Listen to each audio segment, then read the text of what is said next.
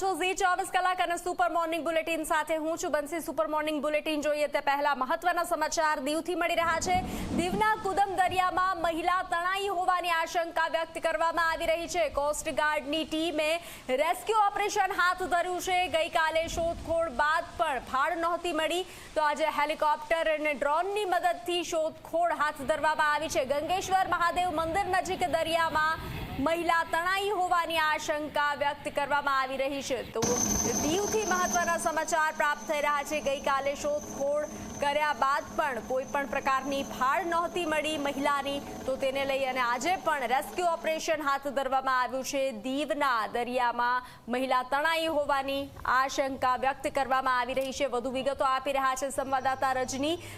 રજની, દીવના દરિયામાં યુવતી તણાઈના આશંકા વ્યક્ત કરવામાં આવી છે અને રેસ્ક્યુ ઓપરેશન હાથ ધરવામાં આવ્યું છે। શું જાણકારી? એ ચોક્કસથી કહી શકાય ગંગેશ્વર ટેમ્પલ જે પ્રખ્યાત દીવનું મહાદેવનું મંદિર છે ત્યાં એક મહિલા છે તે ઘોઘલા ગામની હોય કે તણાઈ હોય તેવી વાત આવી હતી। તેને લઈને રેસ્ક્યુ ઓપરેશન છે ડ્રોનથી અને હેલિકોપ્ટરની મદદથી છે તેને શોધવાના પ્રયત્નો છે તે કરી રહ્યા છે। તો બીજી તરફ જો વાત કરવામાં આવે તો પાછલા 8 દિવસમાં દીવના દરિયામાં 3 થી વધુ લોકોના છે તે મોત નીપજ્યા છે। જી રજની, જાણકારી સાથે જોડાવા બદલ આભાર।